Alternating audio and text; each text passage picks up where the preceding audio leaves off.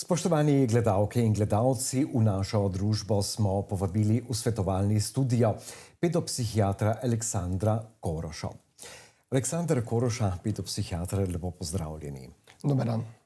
Kaj pedopsihiatrija pravzaprav je? Mi poznamo psihiatrijo kot neko klasično vejo medicine. O pedopsihiatriji se govori, ampak verjetno poznamo premalo. Pedopsihiatrija ali drugače otroška in mladostniška psihiatrija je področje znotraj medicine, ki se ukvarja z duševnimi motnjami. Seveda pa, ker so duševne motnje precej kompleksne, pogosto delujemo v timih skupaj z drugimi strokovnjaki in potem se tudi naloge malo razdelijo, kaj točno kdo počne. Zdaj kot pedopsihiater tisti specifično moj del, ki ga drugi profili ne znajo, je tudi predpisovanje zdravil. Se pa dosti mojega dela pokriva tudi z drugimi, tudi različne oblike svetovanja, tudi nekaj psihoterapevtskega dela in drugi načini dela. Naj razjasniva, gospod Koroša, da pedopsihiatrija in določene duševne motnje niso nujno tako moteče motnje, da ne bi bile obvladljive oziroma se z njimi ne bi dalo čisto normalno živeti. Ja, zdaj nekaj je teh, mi rečemo, bolj težav, ki so lahko podobne nekim duševnim motnjam, ki pa ne motijo vsakodnevnega funkcioniranja. In se, tako rečete, da z njimi čisto običajno živeti in za mladostnike je delati šolo, imeti prijatelje in tako naprej. Ko pa te težave prerasejo to in začnejo motiti funkcioniranje, torej ali pride do kakega padca uspeha, ali se mladostnik začne umikati iz družbe vrstnikov ali pa iz družine, takrat pa, če je to posledica nekih duševnih težav, začnemo govoriti o duševni motnji. Ko se začnejo mladi umikati iz svoje okolice ali pa kazati kakšne druge znake, je treba ukrepati takoj. Nekoč smo rekli, recimo pred desetletji, saj bo prišlo, saj bo minilo. Ampak kot ste sami dejali že uvodoma, te motnje so kompleksne in tega se je treba lotiti sistematično. Se strinjam.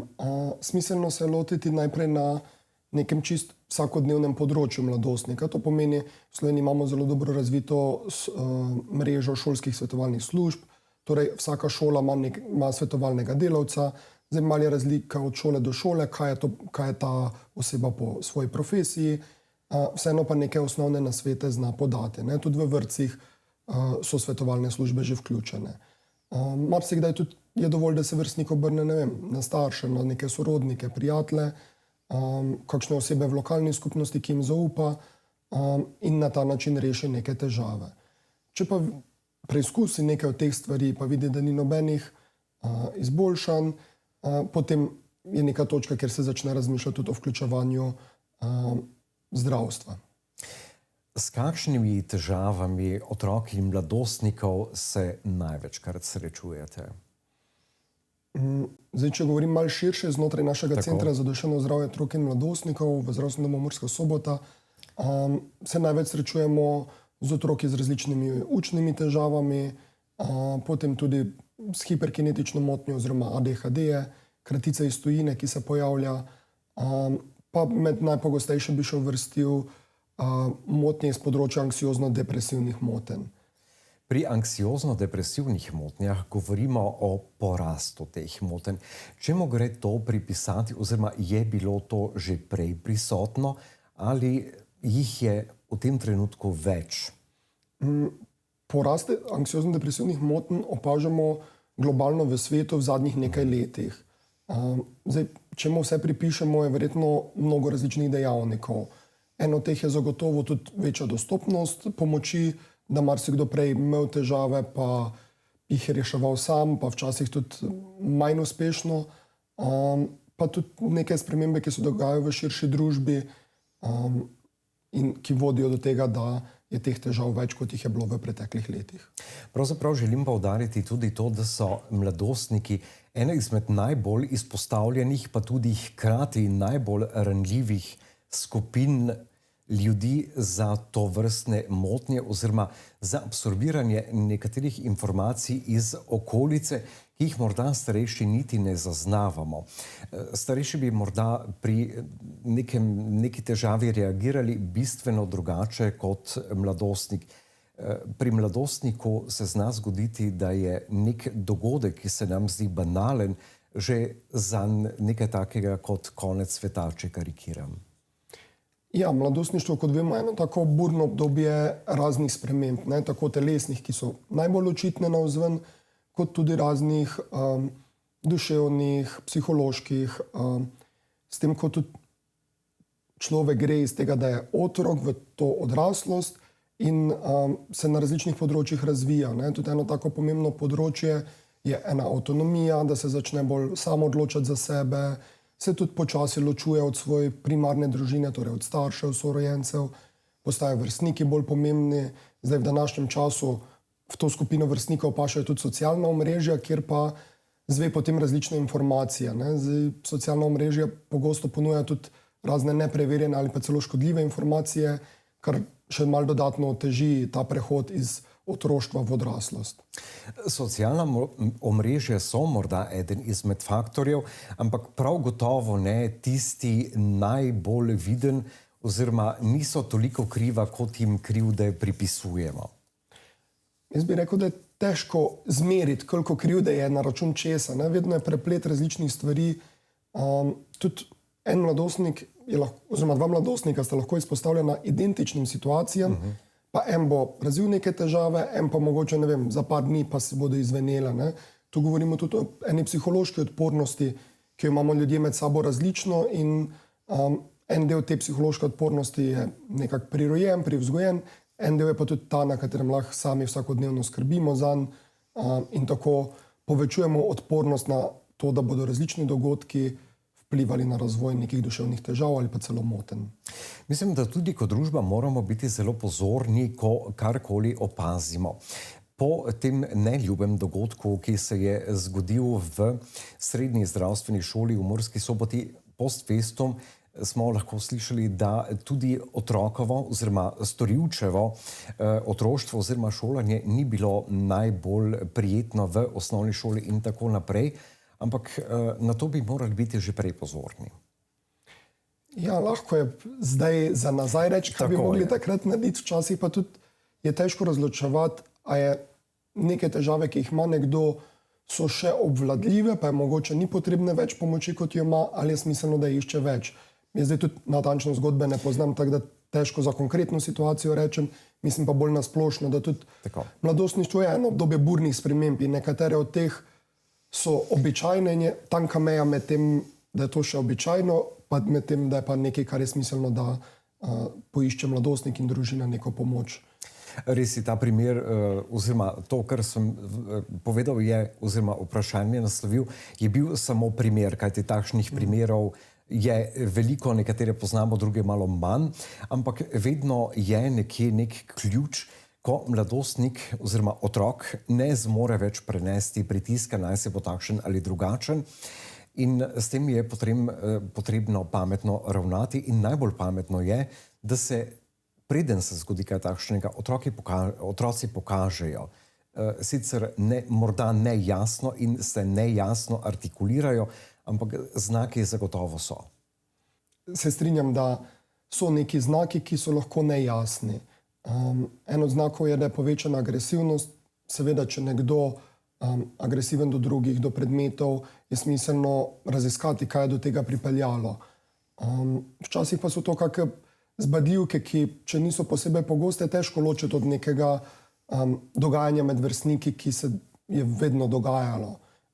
Kje pa je potem ta meja, da pa govorimo o nasilju? Agresija in avtoagresija sta vedno kazalnika, da je pomoč potrebna. Kako ocenjujete, kdaj se oglasijo pri vas? Dovolj zgodaj ali bi bilo morda s kakšnim mladostnikom ali otrokom bolje priti prej, preventivno, tako rekoč, kot pa potem, ko se stvari že razvijajo? Kajti psihiatrične oziroma duševne motnje tudi niso vedno na prvo žogo zaznavne. Drži. Mi v centru srečujemo vse, od tistih, kjer išče nekdo pomoč, pa se nam zdi, da ne bi bilo potrebno, da bi to zmogel nekdo, ne vem, otrok, mladostnik z družino ali pa z neko malo podporo v bližnji okolici, iti čez neke situacije, pa vse do tistih, ki seveda se na nas obračajo tudi prepozno. Tako da nekega splošnega navodila ni, da bi se ljudje mogli bolj hitro ali manj hitro obračati na nas. Kako sodelujete recimo z lokalnimi šolami, vrtci in z lokalnimi institucijami, vzgojno-izobraževalnimi seveda? Kakšno je vaše sodelovanje z njimi? Sodelujemo praktično vsakodnevno. Zdaj, večina sodelovanja je vezana na otroke, ki so pri nas v obravnavi, in mladostnike, včasih pa tudi iz kakih preventivnih razlogov, v smislu izvajamo program Vlagaj v igro oziroma Invest in Play, ki je trening starševstva, in tudi jih obveščamo o tem, da ta možnost obstaja tudi v našem zdravstvenem domu. Potem zdaj začenjamo drug preventivni program Cool Kids. Pri tem je malo bolj omejeno, ker je omejitev, da mora otrok že biti v neki obravnavi, da se lahko vključi v to skupino v bistvu. Sicer pa bi na splošno ocenil, da je naše sodelovanje z večino šol v okolju zelo dobro. Se pravi, da se pri vas lahko vključimo tudi v kakšne dejavnosti, kjer bolje spoznamo sebe, svoje potrebe, oziroma tudi starši spoznajo sebe, svoje potrebe in morda tudi meje. Ja, zagotovo trening starševstva, ki je zdaj Vlagajmo v igro, v preteklosti je bil Neverjetna leta en zelo podoben program, govori ravno o tem, kako biti starš, kako otroka nagraditi, kako mu pa tudi postaviti meje, da bo čim večja verjetnost, da odraste v zdravo osebo.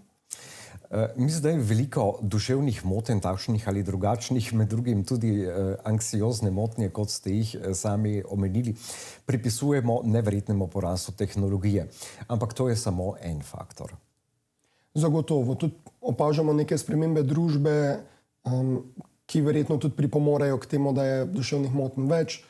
Verjetno pa tudi kakšne stvari še spregledamo, pa niti ne vemo, da so lahko vzrok tega, da je duševnih motenj v zadnjih letih več, v bistvu globalno po celem svetu. Sicer pa duševne motnje ni lahko prepoznati, so kompleksne, kot ste sami povedali, in verjetno so šolski svetovalni delavci, starši ali pa skrbniki tisti, ki prvi opazijo. Ja, najpogosteje se na nas obračajo starši in skrbniki, redkeje pa se dogaja, da tudi kdo iz šolske svetovalne službe pokliče nas direktno za kakega otroka. Skratka, če želimo, svojemu otroku nuditi najboljše, se lahko oglasimo pri vas v Centru za duševno zdravje, v zdravstvenem domu v Murski Soboti, pridobimo nasvete in če prav razberem iz vaših besed, potem znate tudi vi usmerjati naprej, kaj bi bilo potrebno in najbolj pametno storiti v danem trenutku ali z dano težavo. Vključitev v naš center izgleda tako, da se najprej starši, skrbniki ali pa tudi mladostniki sami obrnejo na eno od naših diplomiranih medicinskih sester, ki z njimi opravi kratek pogovor, da pridobi osnovne podatke, zakaj prihajajo, na podlagi katerih potem se znotraj tima tudi dogovorimo, kateri od strokovnjakov ali več njih se bodo vključili. Potem pa tudi sproti, če se pa sproti prepozna potreba po vključitvi katerega strokovnjaka se še dodatno vključi, tako da to je en tak interaktiven proces, kak pride pol nekdo do ustrezne pomoči. No, lepo, dobro je, da je to v zdravstvenem domu v Murski Soboti, to je vsekakor dostopno in tukaj želiva tudi nekako vzeti to stigmo pedopsihiatrije oziroma psihiatrije nasploh. Pravzaprav ne gre za noben bav, mislim, to so čisto običajni pogovori z zdravniki in čisto običajne bolezni, kot so, če vzamem najbolj banalen primer, prehlad. Drži. Tudi za vsak prehlad ne rabimo iti k zdravniku, ne? Ampak če pa stvari ne grejo v pravo smer, pa je smiselno tudi poiskati strokovnjaka. Vidimo pa v regiji tak en preplet, še kar nekaj stigme do duševnih motenj, po drugi strani pa preko verjetno vpliva predvsem socialnih omrežij pri marsikom, da duševna motnja ni več taka stigma ali pa je celo zaželeno, da ima nekdo diagnozo in je taka mešanica, kaj se v populaciji dogaja. Sicer regija je podeželska, bodiva realna, ampak tudi se mi zdi, da se je v letih in desetletjih osveščanja vendarle zgodil premik, da ni več stigma obiskati psihologa, psihiatra oziroma centra za duševno zdravje. Drži, za večino ni to neka stigma, ni nekaj posebnega, nekateri pa še vedno imajo zadržke in jih vabim, da mogoče vseeno pridejo pogledat, pa vidijo, da noben od nas ni en bav. Če drugo ne, vsaj mimo vrat ali pa odprite vrata in pogledajte, nihče ne bo nikogar ujel in za roko odvlekel not. Po pomoč se je pa treba odpraviti, ko jo potrebujemo. In prvi korak, bom rekel tako, Aleksandra Koroša, je, ko spoznamo, da rabimo pomoč, smo že na dobri poti. Zagotovo, tudi če sami vidimo, da potrebujemo pomoč, bomo od sogovornika, torej enega strokovnjaka, dosti več odnesli, kot če sami mislimo, da še nimamo težav ali pa da niso tako hude, da bi potrebovali pomoč. Tako da to, da ugotovimo, da težave so toliko hude, da rabimo pomoč, je zagotovo odličen prvi korak. Najlepša hvala za ta lep govor. Hvala za vabilo. Spoštovani gledalke in gledalci, v današnjem svetovalnem studiu je bil z nami pedopsihiater Aleksander Koroša.